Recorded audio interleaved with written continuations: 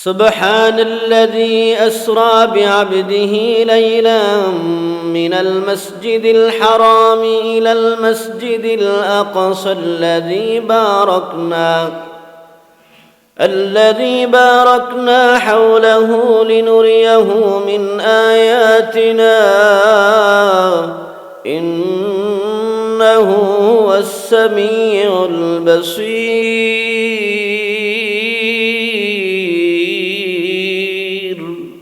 বান্দা তিলাওয়াত করবে, বান্দা জানবে সুবহানাল্লাযী আসরা বিআবদিহি লাইলাম মিনাল মাসজিদিল হারাম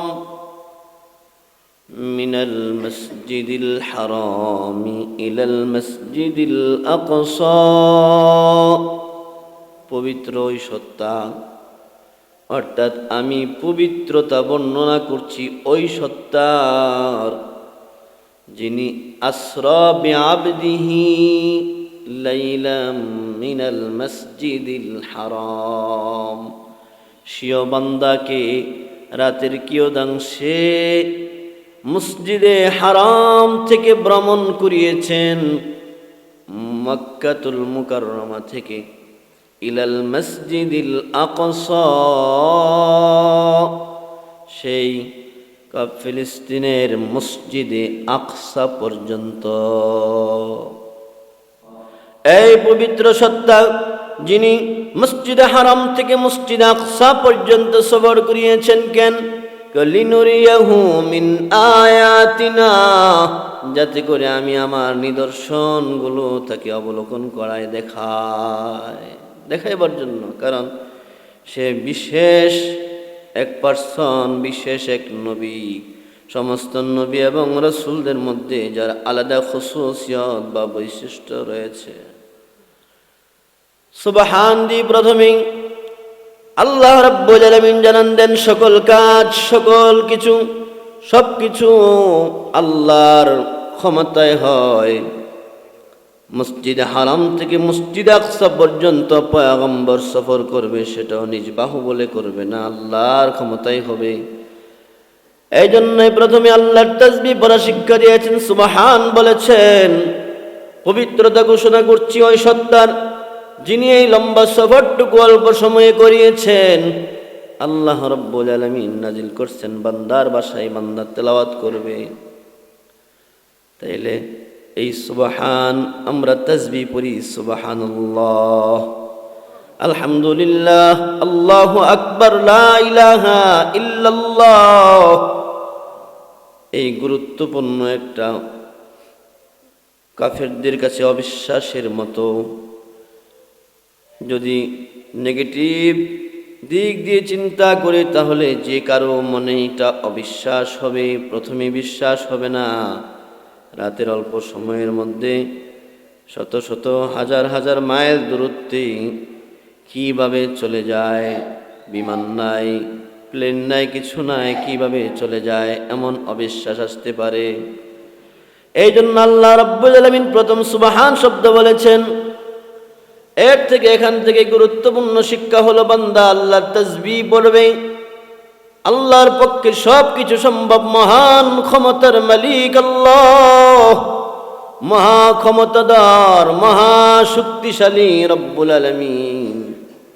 রব বলেন আল্লাহর জিকির বান্দা বেশি পরিমাণে করবে, আল্লাহর জিকির, আল্লাহর স্মরণ বেশি পরিমাণে করবে। রব বলেন ইয়া আইয়ুহাল্লাযীনা আমানু যকুরুল্লাহা যিকরান কাসীরা ওয়াসাব্বিহুহু বুকরাতাও ওয়া আসীলা।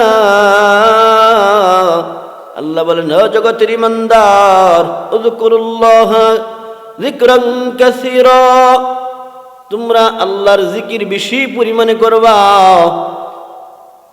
বেশি পরিমাণে আল্লাহর জিকির করবা। গুরুত্বপূর্ণ কাজে আল্লাহর জিকির, আল্লাহর স্মরণ করবা, জিকির করবা। সাব্বিহুহু বুকরাতাও ওয়া আসীলা, এবং সকাল সন্ধ্যা আল্লাহর পবিত্রতার তাসবিহ পাঠ করবা। গুরুত্বপূর্ণ একটা কথা আল্লাহ বলছেন, উম্মতের জবান দিয়ে বলাবেন। রব বলেন সুবহান, আল্লাহ অধিক দিয়ে বলেন ওয়াসাব্বিহুহু বুকরাতাও ওয়া আসীলা। সকাল এবং সন্ধ্যায় মানে সারাদিন জিকির করা মামনু, নিষেধ। এমন সময় বাদ দিয়ে বাকি সময়গুলোতে আল্লাহর তাসবিহ পাঠ করবে, আল্লাহর জিকির আজকার করবে। রব বলেন ইন্না নাহনু নাযালনা যিকরা ওয়া ইন্না লাহু লাহাফিযুন। নিশ্চয় আমি কোরআন নাজিল করেছি যিকরা, জিকির হিসাবে। এখানে জিকিরের ভিন্ন অর্থেও আসে, উপদেশ হিসাবে। আমি নিজেই জিকির এই কোরআনের হেফাজত করব। তবে উপদেশ হিসাবে কোরআন নাজিল করেছেন। কোরআনটা একটা জিকির। লোকটা কি করছে মসজিদের মধ্যে? জিকিরে মশগুল। জিকির তো করে না, কোরআন তেলাওয়াত করে। এই কোরআন তেলাওয়াত হইতো আল্লাহর জিকির। সুবহানাল্লাহ, আল্লাহর জিকির। কারণ কোরআনকে আল্লাহ জিকির হিসেবে প্রেরণ করেছেন। কোরআন তেলাওয়াত জিকির। নফল নামাজে ব্যস্ত, এখানে আল্লাহর স্মরণ। কি করছে লোকটা মসজিদের মধ্যে? একজন বলে জিকিরে মশগুল। না, জিকির তো করছে না, নামাজে দাঁড়ায় আছে। বলা হয় এই লোকটা নামাজে আল্লাহর জিকিরই করছে, আল্লাহর স্মরণই করছে। রব বলেন ফাসআউ ইলা যিকরিল্লাহি ওয়া যারুল বাইত। বান্দা তুমি দ্রুত, জুমার আযান হয়ে গেছে, মসজিদে চলে যাও। ব্যবসা বাণিজ্য বন্ধ করে দাও, দোকানের শাটার বন্ধ করে দাও, তোমার ঘরের মধ্যে অন্যান্য কাজ কারবার গুলো বন্ধ করে দাও। ফাসআউ ইলা যিকরিল্লাহি ওয়া যারুল বাইত। দ্রুত মসজিদে ছোট, আল্লাহর জিকিরের দিকে, ইবাদতের দিকে, আল্লাহর স্মরণ হয় এমন কাজের দিকে। ওয়া যারুল বাই, বেচা কিনা ছেড়ে দাও, দোকানপাট বন্ধ করে দাও, দুনিয়াবি কাজ কারবারগুলো বন্ধ করে দাও, ছেড়ে দাও। রব বলেন এবার সব ছাইরা দিয়া তুমি মসজিদে চলে আসছ। এবার আকিমিস সালাতা লিযিকরি, আমার শরণার্থে, আমার স্মরণের জন্য বান্দা তুমি সালাত কায়েম করো। সালাত কায়েম করবে আমার জিকির করে করে, অর্থাৎ আমার দিকে মনটাকে ঝুঁকাইয়া খুশু খুজুর সাথে তুমি আমার স্মরণ করে তুমি সালাত কায়েম করবা। এখানেও আসছে লিযিকরি, আমার জিকির করে। করিমুস সাজায়া জামিলুস শিয়াম নবিউল ওয়ারায়া শফিউল উমাম বালাগাল উলা বিকামালিহি কশফাদ দুজা বিজামালিহি হাসনাত জামিউ خصاله صلوا عليه وآله। رہے میرے مسکن، رہے میرے مسکن حوالی کعبہ، بنے میرے مدفن دیار مدینہ، بلغ العلا بکمالہ کشف الدجا بجمالہ حسنت جمیع خصالہ صلوا علیہ وآلہ۔ لا إله إلا الله، لا إله إلا الله، لا إله إلا الله، لا إله إلا الله، لا إله إلا الله۔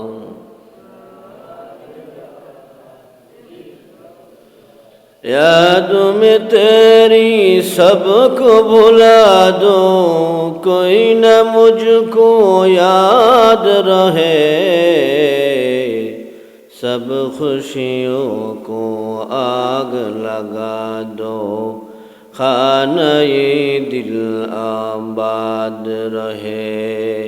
अब तो रहे बस तादम आखिर विरद ज़ुबाए मेरे इलाह, ला इलाहा इल्लल्लाह, ला इलाहा इल्लल्लाह, ला इलाहा इल्लल्लाह, ला इलाहा इल्लल्लाह मुहम्मदुर রাসূলুল্লাহ। মহান আল্লাহ রব্বুল আলামিনের দরবারে অসংখ্য গণিত শুকরিয়া জ্ঞাপন করছি যে রব্বুল ইজ্জাতুল জালাল আউয়াল মর্তবায় সালাতুল জুমা আদায়ের জন্য আসার বসার তৌফিক দান করেছেন। শুকরিয়া আদায় করি আলহামদুলিল্লাহ। মুহতারাম হাজিরিন, আমি আপনাদের সামনে সূরা ইসরা বনী ইসরাঈলের প্রথম আয়াতে কারিমা, সূরা আহজাবের 41-42 নং আয়াতে কারিমা তেলাওয়াত করেছি। আমরা জানি মাসটি চলছে অবশ্যই রজবুল মুরাজ্জাব, রজব মাস। এই মাসের গুরুত্বপূর্ণ আমল সম্পর্কে, দোয়া সম্পর্কে আমরা আলোকপাত করেছিলাম। তো ইসরা এবং মেরাজ কীভাবে হয়েছে সেই বিষয়ে আলোচনার জন্য আমি আপনাদের সামনে আয়াতে কারিমা তেলাওয়াত করেছি। রব্বুল আলামিন লক্ষাধিক নবী এবং রাসূল এই দুনিয়ার বুকে প্রেরণ করেছেন। তার স্বজাতি থেকেই রাসূলদেরকে আল্লাহ তাআলা প্রেরণ করেছেন। দিনের গুরুত্বপূর্ণ দায়িত্ব, গুরু দায়িত্ব দিয়ে তাদেরকে প্রেরণ করেছেন। এবং দুনিয়ার মধ্যে সবচাইতে শ্রেষ্ঠ মানুষ নবী এবং রাসূল।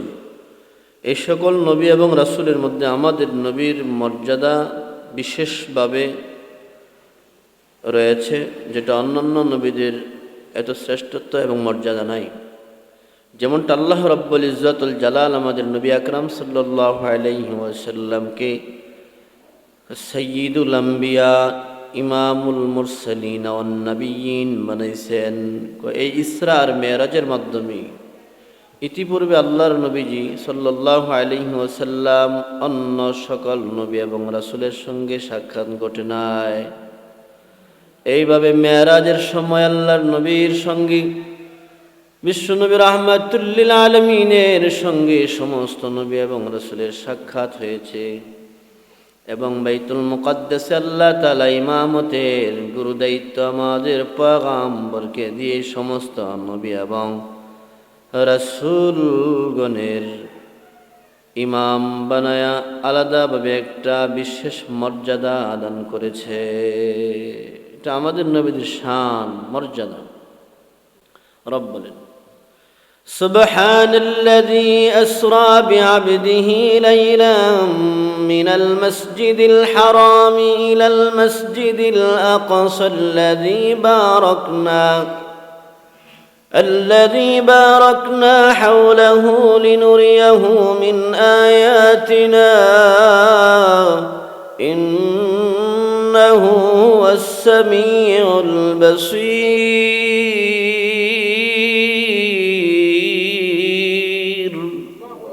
রব বলেন, সুবহান, সুবহান, পবিত্র সত্তা। এটা মাজদার, এর আগে ফেল ক্রিয়া লুকায়িত আছে, ক্রিয়া মূল সুবহান। প্রথমে আল্লাহ তাআলার তাসবিহ, পবিত্রতার মাধ্যমে আল্লাহ তাআলা এই গুরুত্বপূর্ণ কথাটা শুরু করেছেন। বান্দা তিলাওয়াত করবে, বান্দা জানবে সুবহানাল্লাযী আসরা বিআবদিহি লাইলাম মিনাল মাসজিদিল হারাম মিনাল মাসজিদিল হারাম ইলাল মাসজিদিল আকসা।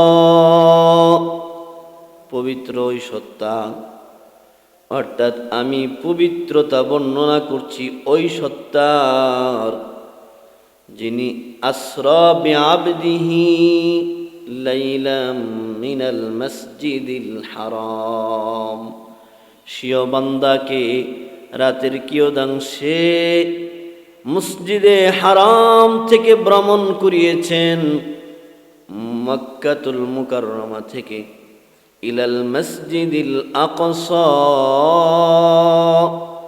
সেই ফিলিস্তিনের মসজিদে আকসা পর্যন্ত। এই পর্যন্ত আল্লাহ রাব্বুল আলামিন সফর করিয়েছেন। الذي باركنا حوله لنريه من آياتنا, রব বলেন আল্লাযী বারাকনা হাওলাহু, যার চারপাশে আমি বরকত বেষ্টন করে রেখেছি, বরকত আবৃত করে রেখেছি। লিনুরিয়াহু মিন আয়াতিনা, এই পবিত্র সত্তা যিনি মসজিদে হারাম থেকে মসজিদে আকসা পর্যন্ত সফর করিয়েছেন কেন? লিনুরিয়াহু মিন আয়াতিনা, যাতে করে আমি আমার নিদর্শনগুলো তাকে অবলোকন করায় দেখাইবার জন্য। কারণ সে বিশেষ এক পার্সন, বিশেষ এক নবী। সমস্ত নবী এবং রাসূলদের মধ্যে যার আলাদা খুসুসিয়ত বা বৈশিষ্ট্য রয়েছে। সুবহান দি প্রথমেই আল্লাহ রাব্বুল আলামিন জানান দেন সকল কাজ, সকল কিছু, সব কিছু আল্লাহর ক্ষমতায় হয়। মসজিদে হারাম থেকে মসজিদে আকসা পর্যন্ত পয়গম্বর সফর করবে, সেটাও নিজ বাহুবলে করবে না, আল্লাহর ক্ষমতায় হবে। এই জন্যই প্রথমে আল্লাহর তাসবিহ পড়া শিক্ষা দিয়েছেন, সুবহান বলেছেন। পবিত্রতা ঘোষণা করছি ওই সত্তার, যিনি এই লম্বা সফরটুকু অল্প সময়ে করিয়েছেন। আল্লাহ রাব্বুল আলামিন নাজিল করছেন বান্দার ভাষায়, বান্দা তেলাওয়াত করবে। তাইলে এই সুবহান আমরা তাসবিহ পড়ি, সুবহানাল্লাহ, আলহামদুলিল্লাহ, আল্লাহু আকবার, লা ইলাহা ইল্লাল্লাহ। এই গুরুত্বপূর্ণ একটা, কাফেরদের কাছে অবিশ্বাসের মতো। যদি নেগেটিভ দিক দিয়ে চিন্তা করে, তাহলে যে কারো মনে এটা অবিশ্বাস হবে, প্রথমে বিশ্বাস হবে না। রাতের অল্প সময়ের মধ্যে শত শত হাজার হাজার মাইল দূরত্বে কিভাবে চলে যায়, বিমান নাই, প্লেন নাই, কিছু নাই, কিভাবে চলে যায়, এমন অবিশ্বাস আসতে পারে। এই জন্য আল্লাহ রাব্বুল আলামিন প্রথম সুবহান শব্দ বলেছেন। এর থেকে, এখান থেকে গুরুত্বপূর্ণ শিক্ষা হলো, বান্দা আল্লাহর তাসবিহ পড়বে। আল্লাহর পক্ষে সব কিছু সম্ভব। মহান ক্ষমতার মালিক আল্লাহ, মহা ক্ষমতাধর, মহা শক্তিশালী রব্বুল আলামিন। রব বলেন আল্লাহর জিকির বান্দা বেশি পরিমাণে করবে, আল্লাহর জিকির, আল্লাহর স্মরণ বেশি পরিমাণে করবে। রব বলেন ইয়া আইয়ুহাল্লাযীনা আমানু যকুরুল্লাহা যিকরান কাসীরা ওয়াসাব্বিহুহু বুকরাতাও ওয়া আসীলা। আল্লাহ বলেন ও জগতের ঈমানদার, যকুরুল্লাহা যিকরান কাসীরা, তোমরা আল্লাহর জিকির বেশি পরিমাণে করবা, বেশি পরিমাণে আল্লাহর জিকির করবা। গুরুত্বপূর্ণ কাজে আল্লাহর জিকির, আল্লাহর স্মরণ করবা, জিকির করবা। সাব্বিহুহু বুকরাতাও ওয়া আসীলা, এবং সকাল সন্ধ্যা আল্লাহর পবিত্রতার তাসবিহ পাঠ করবা। গুরুত্বপূর্ণ একটা কথা আল্লাহ বলছেন, উম্মতের জবান দিয়ে বলাবেন। রব বলেন সুবহান, আল্লাহ অধিক দিয়ে বলেন ওয়াসাব্বিহুহু বুকরাতাও ওয়া আসীলা। সকাল এবং সন্ধ্যায়, মানে সারাদিন জিকির করা মামনু, নিষেধ। এমন সময় বাদ দিয়ে বাকি সময়গুলোতে আল্লাহর তাসবিহ পাঠ করবে, আল্লাহর জিকির আজকার করবে। রব বলেন ইন্না নাহনু নাযালনা যিকরা ওয়া ইন্না লাহু লাহাফিযুন, নিশ্চয় আমি কোরআন নাজিল করেছি যিকরা, জিকির হিসাবে। এখানে জিকিরের ভিন্ন অর্থেও আসে, উপদেশ হিসাবে। আমি নিজেই জিকির এই কোরআনের হেফাজত করব। তবে উপদেশ হিসাবে এই কোরআন নাজিল করেছেন, কোরআনটা একটা জিকির। লোকটা কি করছে মসজিদের মধ্যে? জিকিরে মশগুল। জিকির তো করে না, কোরআন তেলাওয়াত করে। এই কোরআন তেলাওয়াত হইতো আল্লাহর জিকির। সুবহানাল্লাহ, আল্লাহর জিকির। কারণ কোরআনকে আল্লাহ জিকির হিসেবে প্রেরণ করেছেন। কোরআন তেলাওয়াত জিকির, নফল নামাজে ব্যস্ত, এখানে আল্লাহর স্মরণ। কি করছে লোকটা মসজিদের মধ্যে? একজন বলে জিকিরে মশগুল, না জিকির তো করছে না, নামাজে দাঁড়ায় আছে। বলা হয় এই লোকটা নামাজে আল্লাহর জিকিরই করছে, আল্লাহর স্মরণই করছে। রব বলেন ফাসআউ ইলা যিকরিল্লাহি ওয়া যারুল বাইত, বান্দা তুমি দ্রুত, জুমার আযান হয়ে গেছে, মসজিদে চলে যাও। ব্যবসা বাণিজ্য বন্ধ করে দাও, দোকানের শাটার বন্ধ করে দাও, তোমার ঘরের মধ্যে অন্যান্য কাজ কারবার গুলো বন্ধ করে দাও। ফাসআউ ইলা যিকরিল্লাহি ওয়া যারুল বাইত, দ্রুত মসজিদে ছোটো, আল্লাহর জিকিরের দিকে, ইবাদতের দিকে, আল্লাহর স্মরণ হয় এমন কাজের দিকে। ওয়া যারুল বাইত, বেচা কিনা ছেড়ে দাও, দোকানপাট বন্ধ করে দাও, দুনিয়াবি কাজ কারবারগুলো বন্ধ করে দাও, ছেড়ে দাও। রব বলেন এবার সব ছাইরা দিয়া তুমি মসজিদে চলে আসছ, এবার আকিমিস সালাতা লিযিকরি, আমার শরণার্থে, আমার স্মরণের জন্য বান্দা তুমি সালাত কায়েম করো। সালাত কায়েম করবে আমার জিকির করে করে, অর্থাৎ আমার দিকে মনটাকে ঝুঁকাইয়া খুশু খুজুর সাথে তুমি আমার স্মরণ করে তুমি সালাত কায়েম করবা। এখানেও আসছে লিযিকরি, আমার জিকির করে। কিভাবে? আল্লাহ বলেন ফাযকুরুনি আযকুরুকুম ওয়াশকুরু লি ওয়ালা তাকফুরুন। বান্দা ফাযকুরুনি, তোমরা সবাই আমার জিকির করো, আমার স্মরণ করো। আযকুরুকুম, আমিও তোমাদের জিকির করব। সুবহানাল্লাহ। আশকুরু লি ওয়ালা তাকফুরুন, আমার কৃতজ্ঞতা আদায় করো বান্দা, আমিও তোমাদের কৃতজ্ঞ হব। সুবহানাল্লাহ। কিভাবে আমরা জিকির করব? আল্লাহ আল্লাহ আল্লাহ। আল্লাহ কি বলবেন? বান্দা বান্দা বান্দা। না না না, জিকিরের অর্থ এটা নয়, জিকিরের অর্থ এখানে এটা নয়। এই কথাটা বোঝার জন্য একটা এক্সাম্পল বুঝুন। মনে করেন আপনার ছেলে কোনো একটা চাকরির জন্য ইন্টারভিউ দিবে, কোথাও ইন্টারভিউ দিবে, সেখানে ইন্টারভিউ নিবে আপনার কোনো এককালের ক্লাসমেট বা বন্ধু, সেখানে ইন্টারভিউর পরীক্ষক। আপনি যে কোনোভাবে নিশ্চিত হয়েছেন আপনার বন্ধু ইন্টারভিউ নেবে। অনেকে কিন্তু ছেলেকে পাঠানোর আগে বন্ধুর সাথে একটু যোগাযোগ করে, বন্ধু তোমার ভাতিজাও এই ইন্টারভিউ প্রার্থী, এই চাকরি প্রত্যাশী, সেখানে যাবে, একটু খেয়াল রাখো, বলে কিনা। যদি জানে বন্ধু ইন্টারভিউ নেবে, পরীক্ষা নেবে, বন্ধুকে সে কী করে কল করে বা মেসেজ করে জানায় দিবে তোমার ভাতিজা আসবে ইন্টারভিউ দেওয়ার জন্য, একটু বিশেষভাবে খেয়াল রাখো। অনেক দিন আগে স্মরণ করায় দিল, আবার ইন্টারভিউর দিন ছেলে চলে যাবে। এবারও অতি নিকটবর্তীকালীন সময়ে আবার বন্ধুকে স্মরণ করায় দেয়, ভাই তোমার ভাতিজার দিকে একটু খেয়াল রাখো পরীক্ষার ক্ষেত্রে, বলে কি না। তোমার ভাতিজাকে একটু স্মরণ করিও, তোমার ভাতিজাকে কি করো, স্মরণ করিও, খেয়াল রাখিও।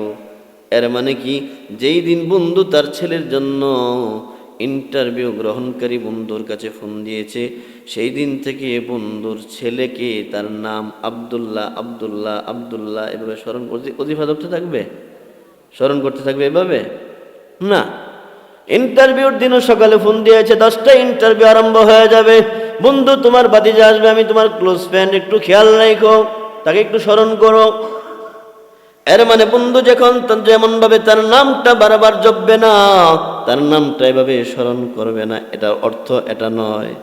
এটার অর্থ হলো তুমি যখন ফয়সালা করবা, বিচার করবা, বিচারের মধ্যে আমার ছেলে যাতে ঢুকে যায় সেই দিক থেকে একটু খেয়াল রাখো, ঠিক কিনা? এটা না। অনুরূপভাবে আল্লাহ বলেন, ইয়া ফাযকুরুনি আযকুরুকুম ওয়াশকুরুলি ওয়ালা তাকফুরুন। বান্দা তুমি আমি আল্লাহর জিকির করবা, তোমরা আমি আল্লাহর জিকির করবা, আমিও তোমাদের জিকির করব। অর্থ এটা নয় বান্দা বলবে আল্লাহ আল্লাহ আল্লাহ, আল্লাহ বলবে বান্দা বান্দা বান্দা, কয়টা অর্থ নয়, অর্থ কোনটা? আল্লাহ তাআলাকে বান্দা ডাকবে, আল্লাহ আল্লাহ বলে তার জিকির আজকার করবে, তাসবিহাত পাঠ করবে। আমার আল্লাহ রব্বুল ইজ্জতুল জালাল তাকে স্মরণ করবে। কিভাবে? মফহুমটা এরকম, বান্দা তুমি আমাকে আমার ইতাআত করার মাধ্যমে স্মরণ করবা, আর আমি আল্লাহ তোমাকে মাগফিরাতের মাধ্যমে স্মরণ করে তোমার জিন্দেগির গুনাহ ক্ষমা করে দেব। সুবহানাল্লাহ। এই অর্থ হলো জিকির। এজন্য রব প্রথম শব্দটা এনেছেন সুবহান, তাসবিহ, সুবহান। পবিত্র ওই সত্তা الذي يسرى بعبده ليلا من المسجد الحرام إلى المسجد الأقصى। পবিত্র ওই সত্তা, অর্থাৎ আমি পবিত্রতা ঘোষণা করছি, বর্ণনা করছি ওই সত্তার, যিনি তার প্রিয় বান্দাকে, প্রিয় বান্দা স্বীয় বান্দাকে মসজিদে হারাম থেকে মসজিদে আকসা পর্যন্ত ভ্রমণ করিয়েছেন রাতের অল্প সময়ের মধ্যে। সুবহানাল্লাহ। অল্প সময়ের মধ্যে আল্লাহ ভ্রমণ করিয়েছেন এত লম্বা সফর। কিভাবে? সরকারে দো আলম নবী উম্মে হানির ঘরে, চাচাতো বোনের ঘরে অবস্থান করছিলেন। সেখান থেকে আল্লাহ রাব্বুল আলামিনের নির্দেশ ক্রমে জিবরাইল এবং মিকাইল আলাইহিস সালাম আসলেন। তাকে সেখান থেকে নিয়ে জমজম কূপের কাছে গেলেন। জমজম কূপের কাছে গিয়ে তার সিনা বিদীর্ণ করলেন, যেটাকে শক্কে সদর বলে, ওপেন হার্ট সার্জারি বলে। এমন 3 বার হয়েছে নবীজির জীবনে। একবার শিশুকালে 2 বছর বয়সে, আবার 20 বছর বয়সে যখন যৌবন কাল আসে, যাতে শিশুদের ছেলেবেলায় যে দুষ্টমির একটু নড়াচড়ার ভাবসাব আসে, এগুলো পয়গম্বরের না আসে। এই জন্য আল্লাহ রব্বুল ইজ্জতুল জালাল সেটা কি তার ভিতরের কলবগুলো আল্লাহ তাআলা জমজমের পানি দিয়ে ধুইয়ে আবার সেলাই করে দিয়েছেন। সুবহানাল্লাহ। যৌবনকালে একবার আরেকবার এই মেরাজে গমন করাবার সময় ঊর্ধ্ব জগতে যাবে। দুনিয়ার মানুষ ঊর্ধ্ব জগতের আবহাওয়ার সাথে ম্যাচিং হবে না। এই ম্যাচিং করার জন্য আল্লাহ রাব্বুল আলামিন আবার ওপেন হার্ট সার্জারি করাইলেন।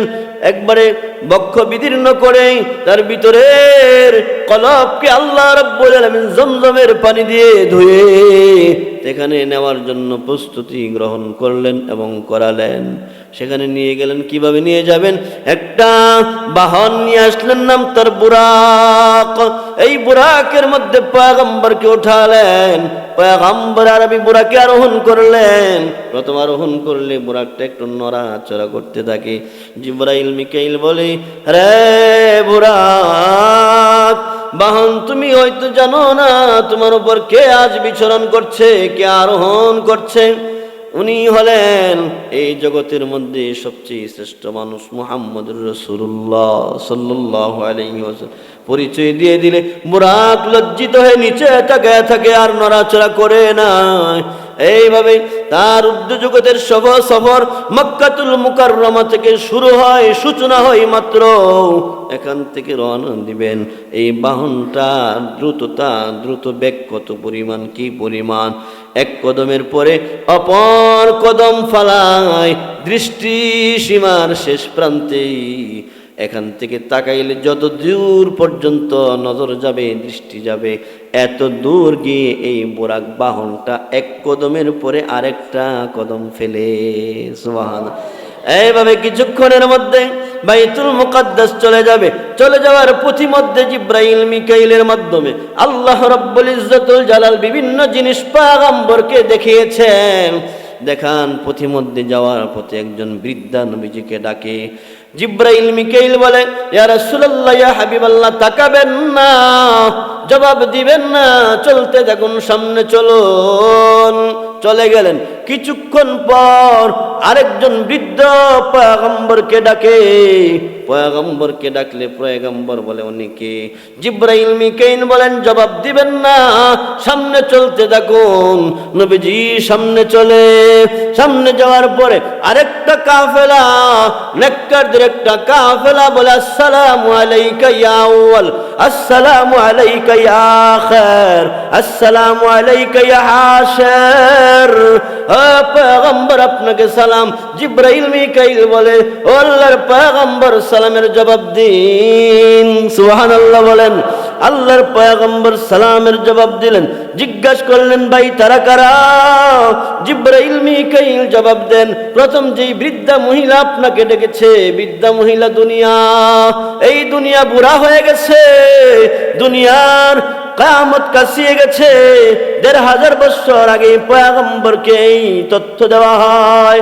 দুনিয়ার বয়স অনেক হয়ে গেছে, দুনিয়া কিয়ামত সন্নিকটে। দুনিয়া বৃদ্ধা মহিলার আকার ধারণ করে আপনাকে ডাকছে। সুতরাং দুনিয়ার দিকে আপনি কর্ণপাত করেন নাই ইতিপূর্বে, ভবিষ্যতেও করবেন না। এই জন্য আল্লাহর ইশারায় আমরা আপনাকে নিষেধ করেছি জবাব দিতে। ওগো পয়গম্বর, আরেকটু সামনে গেলে আপনাকে যে বৃদ্ধ আহ্বান করেছে, বৃদ্ধ হলো শয়তান। শয়তানও চায় দুনিয়ার প্রতিটা মানুষকে বিপদগামী করতে। আপনাকেও ডেকেছে, আপনি জবাব দিবেন না। আমরা না করেছি আল্লাহর ইশারায়। কার ইশারায়? আল্লাহর ইশারায় না করেছি, আপনি জবাব দিবেন না। ওগো আল্লাহর পয়গম্বর, এই যে কাফেলা আপনাকে সালাম দিয়েছে, তারা কারা? এই কাফেলার মধ্যে যারা আছেন তারা হলেন ইব্রাহিম আলাইহিস সালাম, মুসা আলাইহিস সালাম, হযরত ঈসা আলাইহিস সালাম সহ অসংখ্য নবী এবং রাসূল। আল্লাহু আকবার। এই নবী এবং রাসূলগণ আপনাকে সালাম দিয়েছেন, এত সুন্দর লকবে মুলাক্কাব করে আপনাকে সালাম দিয়েছেন, আপনি সালামের জবাব নিয়েছেন। পয়গম্বর, সফর অনেক লম্বা, বিলম্ব করা যাবে না, সামনে চলুন। নবীজি সামনে চলেছে। সামনে যাওয়ার পর দেখেন একদল লোক, তাদের হাতের মধ্যে পিতলের নখ। সমাজের মধ্যে অনেক যুবক যুবতীরা 1 ইঞ্চি পরিমাণ নখ রাখে, আধা ইঞ্চি পরিমাণ নখ রাখে, আছে না নাই? ওই জাহান্নামীদের সাথে মিলে যায় তাদের নখ। নখ কাটবে, প্রতি সপ্তাহে নখ কাটবে, বিভিন্ন জায়গার পশমগুলো কেটে ফেলবে। সুন্নত, এটা হলো ফিতরাতে ইসলাম, মুসলমানদের স্বভাব, মুসলমানদের গুণ হওয়া চাই এগুলা। এই না এটা বরং একটা নখকে অনেক যুবতী, অনেক যুবকের, বিশেষ করে কনিষ্ঠ আঙ্গুলের মধ্যে আধা ইঞ্চি পরিমাণ নখ, আছে না নাই? এটা কি? এটা কিসের আলামত? দুনিয়ায় থাকতে আমি জাহান্নামীদের সাথে একটু মিল থাকতে চাই। নাউজুবিল্লাহ বলেন। দুনিয়ায় থাকতে জাহান্নামীদের সাথে মিল থাকতে চায়। পিতলের নখ, প্রত্যেকটা আঙ্গুলের মধ্যে নখ দ্বারা নিজের বুক নিজে চিরছে, নিজের চেহারা নিজে ক্ষত বিক্ষত করছে। পয়গম্বর জিজ্ঞাসা করে, জিব্রাইল, হে ভাই মিকাইল, তারা কারা? নিজেই নিজের ক্ষতি করছে, পিতলের নখর দ্বারা নিজের বুক চিরছে, মুখ চিরছে, তারা কারা? পয়গম্বরের প্রশ্নের জবাবে ফেরেশতাদের জবাব দেয়, তারা জাহান্নামী, তারা দুনিয়ার মধ্যে অপরের গীবত শিকায়ত করেছে, পরনিন্দা করেছে।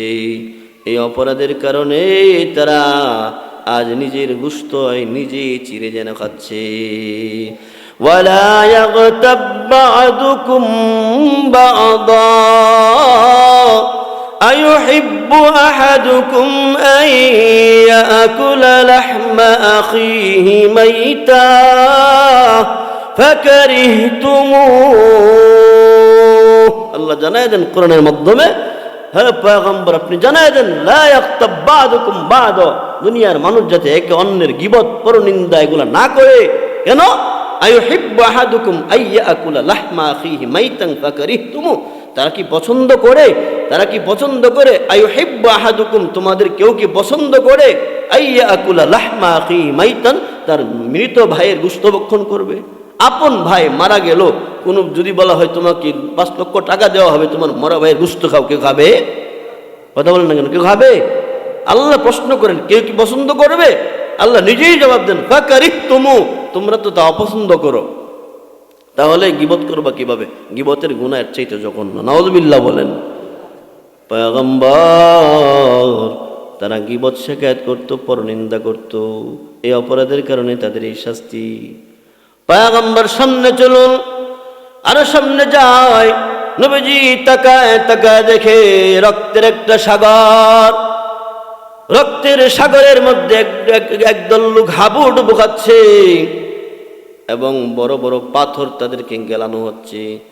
অর্থাৎ পাথর দিয়ে নদীর পাড় থেকে, সাগরের পাড় থেকে তাদেরকে ডিল মারা হচ্ছে, আর রক্তের সাগরের মধ্যে হাবুডুবু খাচ্ছে। তীরে ওঠার চেষ্টা করছে, তীরে ওঠার কোনো উপায় নাই, কাছাইবে আবার পাথর দ্বারা ডিল মেরে তাদেরকে মাঝখানে ফেলে দিবে। পয়গম্বর জিজ্ঞাসা করে, ও ফেরেশতাদ্বয়, এই লোকগুলা কারা যারা রক্তের সাগরের মধ্যে আজ হাবুডুবু খাচ্ছে, তাদের পরিচয় কি?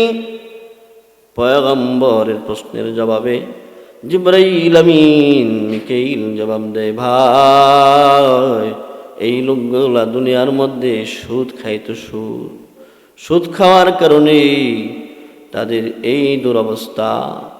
দুনিয়ার মধ্যে আল্লাহ ব্যবসাকে হালাল করেছেন, মানুষ রক্তকে পানি বানায় কামাই করতো, আর তারা কৌশলে টাকা ইনভেস্ট করে এইভাবে সুদগুলা গ্রহণ করত, সুদ গ্রহণ করত, সুদ দিত। এই অপরাধের কারণে তারা আজকে রক্তের সাগরের মধ্যে হাবুডুবু খাচ্ছে। এইভাবে আরো অনেক শাস্তি দেখাইছে, বেনামাজির শাস্তি দেখাচ্ছে। পয়গম্বর জিজ্ঞাসা করে তাদের মাথা এরকম ভাবে চূর্ণ বিচূর্ণ করে দেওয়া হচ্ছে, আবার মাথা ঠিক হয়ে যাচ্ছে। এরকম শাস্তি কেন? তারা দুনিয়ায় নামাজ পড়তো না, নামাজে উদাসীন ছিল। ফাওয়াইলুল লিল মুসাল্লিন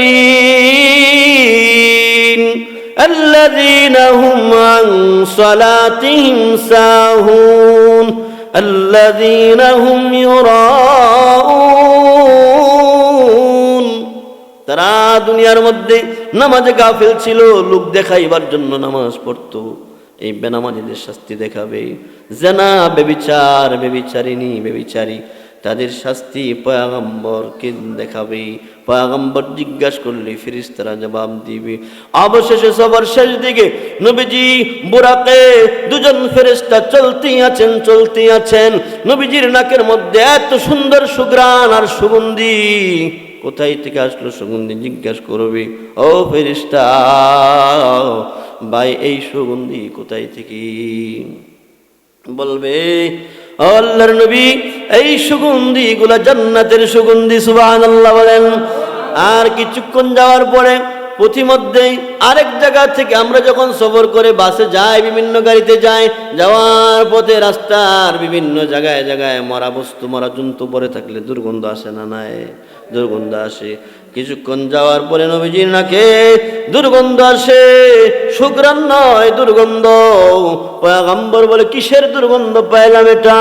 জিবরাইল মিকাইল বলে, ভাই এই দুর্গন্ধ জাহান্নামীদের দুর্গন্ধ। নাউযুবিল্লাহ বলে, জাহান্নামীদের দুর্গন্ধ। এইভাবে পথিমধ্যে অনেক ঘটনার অবলোকন করে পয়গম্বরকে নিয়ে যাওয়ার পরে এই লম্বা সফরটা অল্প সময়ের মধ্যে সমাপ্ত হয়ে যায়। সমাপ্ত হলে মসজিদে আকসায় চলে যায়। রব এই কথাটুকুই এই প্রথম আয়াতের মধ্যে বলেন, সুবহানাল্লাযী আসরা বিআবদিহি লাইলাম মিনাল মাসজিদিল হারাম من المسجد الحرام إلى المسجد الأقصى الذي باركنا حوله لنريه من آياتنا إنه هو السميع البصير। এই পর্যন্ত সফর এই আয়াতের মাধ্যমে প্রমাণিত। সেখানে গেলে সেখানে সমস্ত নবী এবং রাসূলকে আল্লাহ তাআলা কুদরতি ভাবে তিনি মসজিদে আকসায় জমা করে রাখেন। মসজিদে আকসার জন্য সারা দেশের বিশ্বের মুসলমান কাঁদে। কেন কাঁদে? এই মসজিদ এমন এক মসজিদ, সমস্ত নবী এবং রাসূলদের পদচারণা হয়েছে, যেই মসজিদের মধ্যে অসংখ্য নবী এবং রাসূলের বাস ভবন, ওই এলাকায় মসজিদের আশপাশ অসংখ্য নবী এবং রাসূল এই মসজিদের মধ্যে এই মেরাজের নামাজ ছাড়াও অন্য নামাজও পড়েছেন। এই জন্য মসজিদ আকসার জন্য সারা পৃথিবীর সমস্ত মুসলমান কাঁদে। এই পর্যন্ত সফর প্রমাণিত। রব বলেন সুবহান, প্রথম এই শব্দ এনেছেন যাতে আমরা প্রত্যেকটা গুরুত্বপূর্ণ কাজে কার তাসবিহ পাঠ করি? বলেন আল্লাহর তাসবিহ পাঠ করি। এই জন্য রব বলেন কি, ইয়া আইয়ুহাল্লাযীনা আমানু যকুরুল্লাহা যিকরান কাসীরা, বেশি পরিমাণ জিকির করবা, জিকির করে জিহ্বাকে তরুতাজা রাখবা। এর ফলাফল কি? হাসতে হাসতে এই লোকগুলোকে আল্লাহ তাআলা জান্নাতে প্রেরণ করবেন। সুবহানাল্লাহ। ওয়াসাব্বিহুহু বুকরাতা ওয়া আসীলা, বুকরা ওয়া আসীলা, সকাল সন্ধ্যা আল্লাহর তাসবিহ পাঠ করো। সকাল আর সন্ধ্যা, দিনের মধ্যে দুইটা অংশ বইলা পুরা দিনকে বোঝানো হয়েছে। মামনু সময়গুলো ছাড়া, পেশাব পায়খানা বাথরুমে গিয়ে আল্লাহর নাম জপা যায় না, এই জাতীয় সময়গুলো ছাড়া সব সময় যাতে আমার জবানের মধ্যে আল্লাহর স্মরণ থাকে, আল্লাহর জিকির থাকে, তাহলে আল্লাহ বলেন ফাযকুরুনি আযকুরুকুম, বান্দা তোমরা আমারে স্মরণ করবা, আমিও তোমাদেরকে স্মরণ করব। সুবহানাল্লাহ। আশকুরুলি কি ওয়ালা তাকফুরুন আছে না? হ্যাঁ, কি আশকুরুলি ওয়ালা তাকফুরুন, ভিন্ন জায়গায় আসছে শুকরিয়া আদায় করো, কুফরি করবা না, কুফরি করবা না। তাহলে শুকরিয়া আদায় করলে আল্লাহ আমাদের কি করবে? এর ফলাফল দিবে। এই জন্য মেরাজের মূল অংশে আমরা শুধু ইসরা হলো ইসরা, মসজিদে হারাম থেকে মসজিদে আকসা পর্যন্ত এই জায়গাটাকে ইসরা বলা হয়। ইসরা দুনিয়াবি সফর। আর মসজিদে আকসাই নামাজ হয়েছে, নবীদের সাথে মোলাকাত হয়েছে, সেখান থেকে আবার এই বুরাকের পাওয়ার শেষ, বুরাকের কাজ শেষ। সেখান থেকে আল্লাহ তাআলার কুদরতি লিফটের মাধ্যমে সিঁড়ি দিয়েছেন, ওই সিঁড়ির মধ্যে আল্লাহ তাআলা উঠিয়ে নবীজিকে ঊর্ধ্ব জগতে ভ্রমণ করিয়েছেন। সেই সফরটুকুকে মেরাজ বলা হয়। এই আয়াতের মাধ্যমে ইসরা পর্যন্ত প্রমাণিত। সূরা নজমের ভিন্ন আয়াতের মাধ্যমে মেরাজটুকুও প্রমাণিত। নবীজির মেরাজ কি সশরীরে হয়েছে নাকি মানামি হয়েছে, এই নিয়ে অনেক আলোচনা। আল্লাহকে সরাসরি দেখেছেন কিনা, মেরাজ হয়েছে, ঊর্ধ্ব জগতে ভ্রমণ করেছেন, এর মধ্যে কোনো সন্দেহ নাই। আল্লাহকে সরাসরি সামনাসামনি দেখতে পেয়েছেন কিনা, এই নিয়ে সাহাবায়ে কেরামের মধ্যে কিছু কথোপকথন আছে। মেরাজের হাদিয়া কি ছিল, মেরাজের শিক্ষা কি, আগামী রজব মাসের শেষ জুমায় আমরা ইনশাআল্লাহ সেই আলোচনাগুলো করব। আল্লাহ তাআলা আমাদের সকলকে আজকের আলোচনা থেকে শিক্ষা নিয়ে আমল করার তৌফিক দান করেন। আমিন। ওয়া আখিরু দাওয়ানা আলহামদুলিল্লাহি রাব্বিল আলামিন।